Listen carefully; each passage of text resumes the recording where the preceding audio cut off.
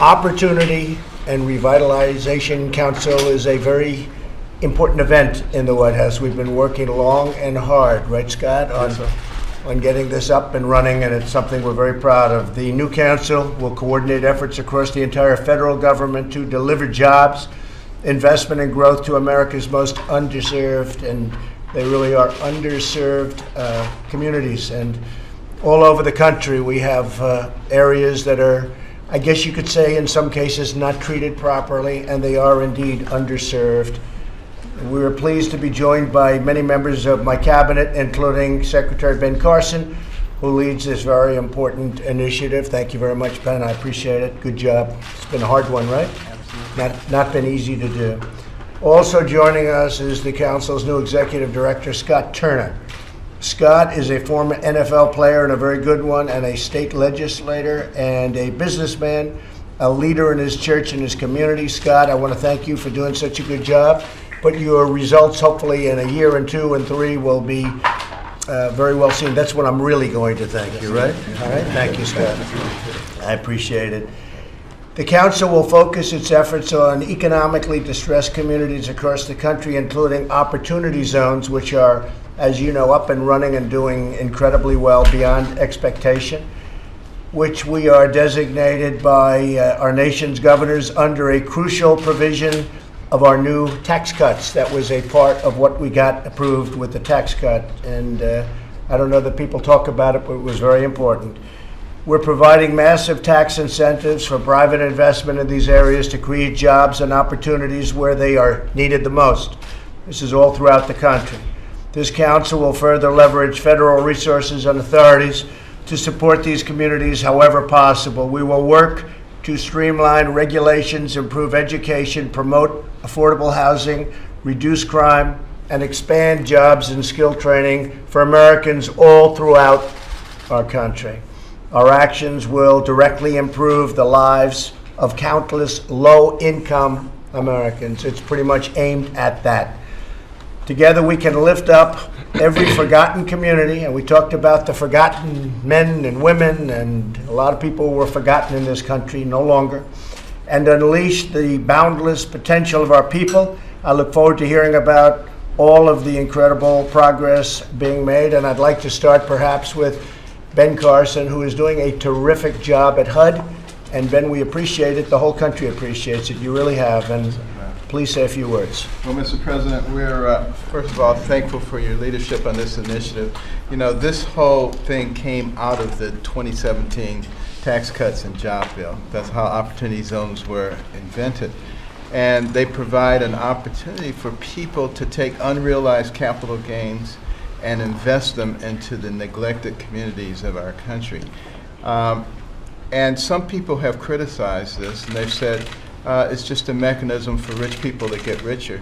The fact of the matter is, rich people are going to take their money and they're going to invest it in something anyway. And they will become richer. Exactly. But they're investing in these great areas, so that's a good thing, not a bad thing. And that's the key, having them invest in areas that have traditionally been neglected. This is what's going to make the big difference. Because we have this council here, 13 different agencies, a bunch of federal entities involved, and using all of their influence, amalgamating that, we have synergy, and we can really focus, we can target and coordinate in such a way that the federal programs will have their maximum impact here.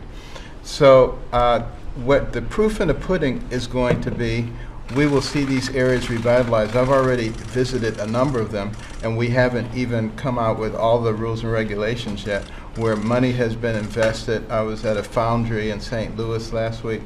It's acting as the nidus for the development. In Mississippi, there was a sawmill that was abandoned, had been bought because of the opportunity zones. Not only have they revitalized that, but they're hiring a lot of people now. The building industry is coming in and building houses for those people. These are the kinds of things that make the difference. It's not the rhetoric. It's not talking about, you know, as some political factions over the years have done, how much you need us. We're not talking about that. We're just going to show people what can happen when we direct the federal resources at taking care of their problems. And everybody on this council, all of these agencies, are strongly dedicated to making sure that the forgotten men and women of this country, as you said in your inaugural address, will no longer be forgotten. Good. That's true. That's true. Scott, could you say a few words? Yes, sir. Thank you, Mr. President. We appreciate your vision and your leadership in creating the White House Council. And I'm very humbled, as I was sharing with the council before, to be here with several members of my family through the years of coming out of what we call now opportunity zones and distressed communities. This is very close to my heart. And the team that we've assembled here, not just at this table, but those that have been assisting along the way, is a tremendous team. And I've been blessed to play on a lot of teams throughout my career. But as I was telling the council before, this is possibly the greatest team that I've been involved with, because we have an opportunity to make a generational impact. And for that, I'm grateful. So thank you. Well, thank you very much, Scott, and we have tremendous faith in you and your leadership. We chose you for a very good reason. Yes, you're an outstanding young man. You're still a young man. I'm a little older than you, just a little bit. But we have tremendous confidence in you, Scott. Thank you, sir. Go out there and do it. Wilbur, would you like to say a few words? Yes, sir. Thank you, Mr. President, for hosting us today. We look forward to leading the economic development work stream of this council. We're taking some innovative steps at Commerce to encourage private investment in the zones, and our Economic Development Administration and Minority Business Development Agency are working to direct the funds where they're supposed to go. Specifically, EDA has already issued a notice of funding opportunity for public works and economic adjustment assistance programs to make all entities within the qualified opportunity zones generally available for EDA funds. Those will supplement the funding of the Opportunity Zone program itself. And as we look to the future, we anticipate that state and local communities will take advantage of this opportunity. Part of the process will include finding new and innovative ways to communicate the Opportunity Zone programs to state and local leaders and to potential investors. Since fiscal year 18, EDA has already invested in 16 small Opportunity Zone projects, and these will help make the zones more attractive to investors in the tax-oriented program. I look forward to discussing how to leverage private investment at future meetings. Our Minority Business Development Agency is planning Opportunity Zone summits in a number of cities throughout the country to reach that community. First one was held last month in Philadelphia, had 189 attendees. So there's tremendous interest and enthusiasm, including in some of the very storm-ravaged areas, such as North Florida. Florida has 427 opportunity zones, and the state economic development team has now agreed to plan the rollout of the opportunity zones as a master tool to encourage investment in those communities. Mississippi and other states are doing very similar things. Thank So you. it's got a lot of momentum. Thank you, Wilbur. That's great. Appreciate it. How about the great Larry Kudlow? Yes, sir. Thank The you. market's way up today, Larry. Yep. So today you're great. When it's down, it's not so good. But it's been mostly up. I'm only as good as my last trade, sir. Just briefly to summarize what Ben is doing, and Scott, this will help through the use of tax incentives and deregulation. We'll use private investment capital to help spread the prosperity we're enjoying to every nook and cranny of the economy. I think that's the key part. Every single area of the economy will benefit from this as you rebuild the overall economy. And I think it's a terrific thing, and I think we got to promote it and message it and do whatever Secretary Carson says. But my honor to be part of the group. And Scott, you're terrific. You're a basic great American. Did you play for the New York Giants? Did we ever get you for the New York Giants? No, sir. Washington Redskins, Denver Broncos, and San Diego Chargers. Thank you, sir. Yes, sir. Thank you, Larry, very much. Sonny Perdue, so the top representatives of China are here right now. We're going to meet with them later. They're going to be buying a lot of product from us, you know that. That's good news. More than anybody would believe for your farmers. Do you have anything to say, Sonny? Well, certainly, 40% of these economic zones are in rural areas, Mr. President. It's USDA has a prime objective in helping to raise them as well. I would submit to you that this may be the sleeper provision of your tax cuts. We've already seen the growth of GDP and jobs and employment and economic prosperity, but I believe this may be, as Scott said, the generational provision of that many people have ignored. So I look forward to working here with this group to make sure that happens, not just for today, not just for your administration, but in the future, raising these communities. Thank you. Rick? Mr. President, in the energy sector, and I get a little cross purpose going on here. Earlier in the week, you had a great event here at the White House on First Step, a concept that you championed, that you pushed through Congress, that you signed into law, and to these prison reform reentry programs that are going to be able to bring people who, because of the program that you championed and that you passed on the First Step, to give these people coming out of prison the opportunity to go into an opportunity zone. For instance, at the Department of Energy, because of what we're seeing and the growth in the energy industry, a truck driver, that we need a great deal of truck drivers in the Bakken or in Louisiana or over in the Permian Basin. Those truck drivers being able to shift over from a year ago being in prison through one of these reentry programs into an opportunity zone, a job driving a truck making $100,000 a year, Sonny. I mean, you talk about transformational for a family. That's what we're looking at here, and you couldn't have had any better. I've worked with this man, Mr. President. Scott Turner is a stud. That's good. I wish we got more media coverage on the whole thing that we're doing with criminal justice reform. For whatever reason, the media chose not to cover that very strongly. They don't like that image for me with helping people getting out of prison. They don't like that image of Trump, so they wanted to keep that nice and low key. They didn't cover it very much, which is unfair because they cover other things. Look at the media, look at all of them. But that one they chose not to cover too much. But you know what? I feel very happy about it. Criminal justice reform, and because of the great economy, people getting out of prison are really, for the first time in the history of our country, they're getting jobs and they're doing a fantastic job. For the most part. Some problems, and you have problems with everybody, but they're doing a phenomenal job and employers are really happy. So perhaps you people can cover that because I think it's a very important subject. I mean, the important thing is that the employers are so happy with what's taking place. It's an incredible thing that's happening. Elaine Chow, please. Well, at the Department of Transportation, we have 10 grants for a total of $2.3 billion, and we are incorporating the principles of the opportunity zones into these grants so that recipients will think more about these grants and how to incorporate the opportunity zones into what they're doing.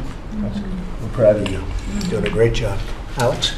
Mr. President, there are about 35 million Americans living in these opportunity zones.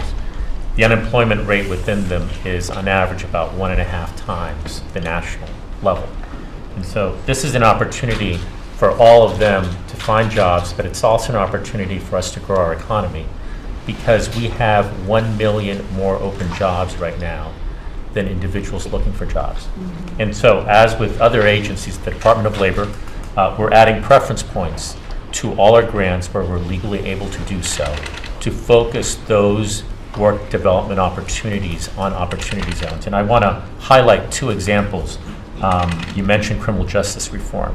One example are our efforts on the reentry, providing workforce development dollars to individuals that are reentering. And we've added preference points on those. This is a wonderful opportunity for individuals that are leaving prison to learn skills, to hold a job. And those investors that are going to look to these opportunity zones are going to want to know that they're individuals that have the skills to to actually work at these factories that are going to be built. And so across the board, we're doing it for reentry programs, homeless veterans. We have veterans that are homeless. And for whatever reasons, whether it's addiction issues, whether it's not having the right skill, we have workforce development programs for them. And so we're adding these preference points to our programs, and we're focusing them on these zones. I mean, you just think of it from the founding of our country till a year ago. This has really started happening a year ago. People getting out of prison couldn't get jobs. Couldn't get them. The stigma, the problem, whatever. And now they're being sought, actually. That's right. They're having choice. Like we got choice for our vets. That's a different kind of a choice. We get choice. They have choice now in terms of jobs. Never happened before. Never happened in our country's history. And again, the employers, the feedback has been extraordinary. Not just good. It's been extraordinary. I've spoken to a couple that said, "Why didn't I do this years ago?" But they couldn't get jobs, and so they'd end up back in prison. They were forced to do other things that weren't so good in some cases, and they'd end up back in prison. This is the first time that that's happened since the founding of our country. A lot of it has to do with the great economy, and I think a lot of it has to do with the mindset that we're helping to create. So you're doing a fantastic job, all of you. It's such an important thing. Andrew, please. Thank you, Mr. President, for your leadership on the Opportunity Zones and Secretary Carson's and Mr. Turner's. This summer, EPA will announce more than $50 million in grants to revitalizing struggling communities. We've included the Opportunity Zone designation as a tie-breaking criteria in the application process. This means we're helping them take advantage of our many infrastructure loans and grant programs. Last year, we distributed more than $2 billion in loans to 6 cities with Opportunity Zones. And last week, we announced the availability of $6 billion in water infrastructure loans. Last month, we gave a loan to the city of Baltimore, and tomorrow I'll be in Miami to announce another loan to help them with their water infrastructure. And then finally, we're helping struggling areas of the country meet their non-attainment air quality standards. When a city or an urban area is a non-attainment for the air quality, it detracts from the amount of business that they can attract to their city. Right. This week, we are announcing that Cleveland is now meeting their standards for particulate matter, which should allow Cleveland to attract new business and expand existing businesses there. That's excellent. I love hearing that about Cleveland. I like Cleveland. You know why, right? We had a very good day in Cleveland. A couple of days. David, please. So, Mr. President, with the leadership of this group, we've worked very hard to focus on some of our Native American communities.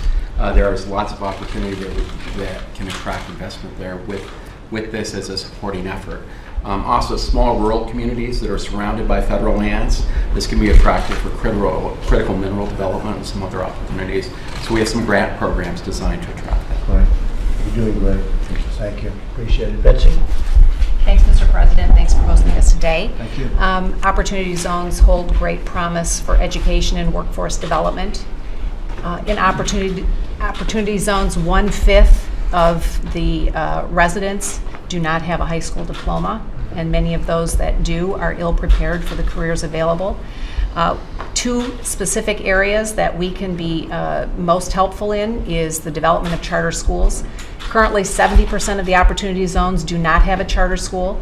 We can help private investors help with facilities, and we will incentivize grant competitions to help encourage that. Also, career and technical education development for facilities, equipment, technology. And then this partners very well, Opportunity Zones partner very well with our Education Freedom Scholarships Initiative to really provide families more options and opportunities right in their backyard. So I'm very thankful for this opportunity to work on this with the group here and for your leadership on this. Thank you very much, Betsy. I appreciate it. So this is a very important day, and I wish everybody good luck, and in particular, Scott, I have no doubt you're going to do a fantastic job, and so just good luck. Thank you very much. Okay, thank you very much.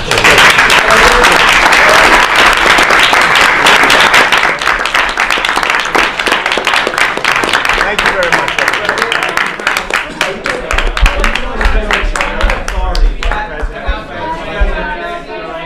Mr. President, what authority does the IRS have to reject this request to see your tax returns? Yes, thank you. Let's exit. How are the China talks Everything's going? coming along well. We're having a big meeting this afternoon. I think you folks are going to be at it for a little while at least.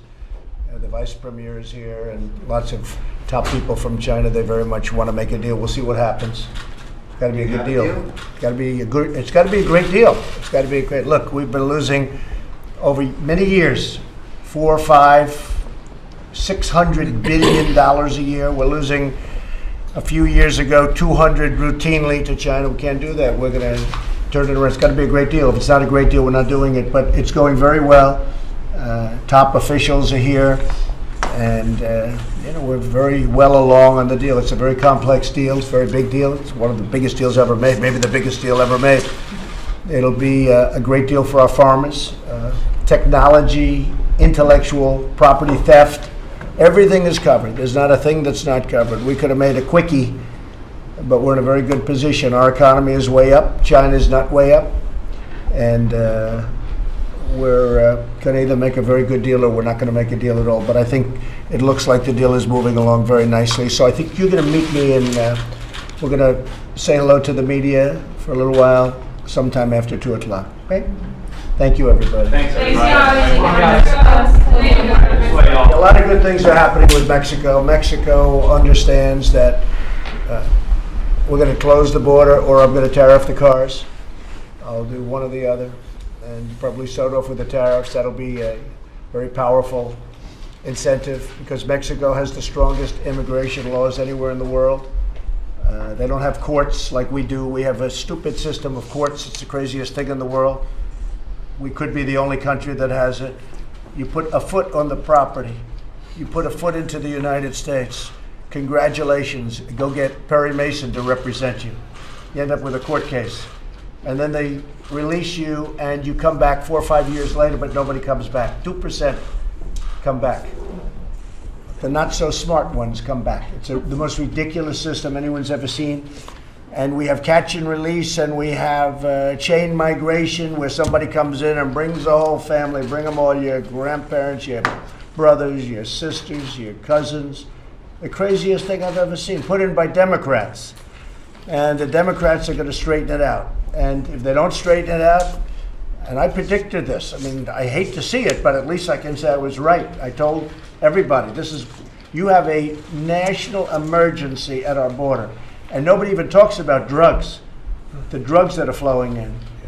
So for the last 4 days, and you actually have covered it to a very minor extent, Mexico has been capturing people and bringing them back to their countries at their southern border.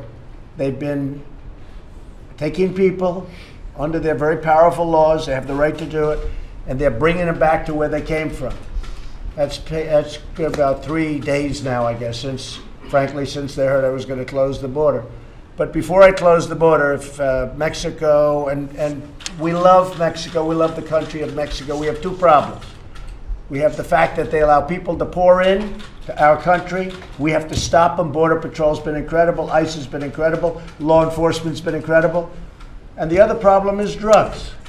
Massive amounts of, much of the drugs coming into our country come through the southern border in all different ways. Much of it where we don't have walls. The wall is under construction, by the way, large sections. We're going to be meeting, I think, on Friday at a piece of the wall that we've completed, a big piece. A lot of it's being built right now. A lot of it's being signed up right now by different contractors. It's moving along very nicely. But we need the wall. But we need lots of other things. So we need help from Mexico. If Mexico doesn't give the help, that's okay. We're going to tariff their cars coming into the United States. The other thing is because Mexico is such a big source of drugs, unfortunately, now we have China sending fentanyl to Mexico so it can be delivered into the United States. It's not acceptable. So the second aspect of it is, which you haven't heard before, is that if the drugs don't stop, Mexico can stop them if they want. We're going to tariff the cars. The cars are very big. And if that doesn't work, we're going to close the border. But I think that'll work. That's massive numbers of dollars. So if we don't see people apprehended and brought back to their countries. If we see these massive caravans coming up to our country right through Mexico, coming right through Mexico like nothing. Buses are even given to them. The last 3 days it hasn't happened since I said we're closing the border. The only thing, frankly, better but less drastic than closing the border is to tariff the cars coming in. And I will do it, just like you know I will do it. I don't play games. I'll do it. So we're doing it to stop people. We're going to give them a 1-year warning. And if the drugs don't stop or largely stop, we're going to put tariffs on Mexico and products, in particular cars. The whole ball game is cars. It's the big ball game. With many countries, it's cars. And if that doesn't stop the drugs, we close the border. Because Mexico last year, and over for many years, just like China, except China numbers are even bigger. And I don't blame China, and I don't blame Mexico if they can get away with it. I blame the people that used to sit in this seat, because they should have done something about it. And I'm not just talking about President Obama, I'm talking about many presidents. They should have done something about it. So if Mexico doesn't do what they can do very easily, apprehend these people coming in, and they can do it in a much more humane fashion. Why should they walk up 2,000 miles and then be brought back? They can stop them right at their southern border, right where they come into Mexico. And they have unbelievable immigration laws where they have the right to do it. The most powerful in the world, as good as you can have. And they're going to do it. And if they don't do it, we're going to tax the cars. And if that doesn't work, we're going to close the borders. But we're also going to do something having to do with tariffs on drugs. Because not only are hundreds of thousands of lives a year being ruined in our country, but numbers of people are dying that you wouldn't believe. I mean, we'll lose 1 military personnel, and it's a front page story. And yet we have 100,000 people. People don't even know the number. They say 77,000, they say 72,000. Any number they give, you can guarantee to raise it. And if the drugs don't stop, we're going to put tariffs on. It also costs our country at least $500 billion through our southern border, $500 billion. So we will put tariffs on if they don't apprehend, and ultimately we're going to give a period of time. But if in a year from now, drugs continue to pour in, we're going to put tariffs on. Now, we have a deal, USMCA, it's all done. They're going to have to live with it, okay? They're going to have to live with it. I'm not trying to be unfair, they're going to have to live with it. The USMCA is a great deal for everybody. But this is more important to me than the USMCA. So they're going to have to live with it. Thank you very much.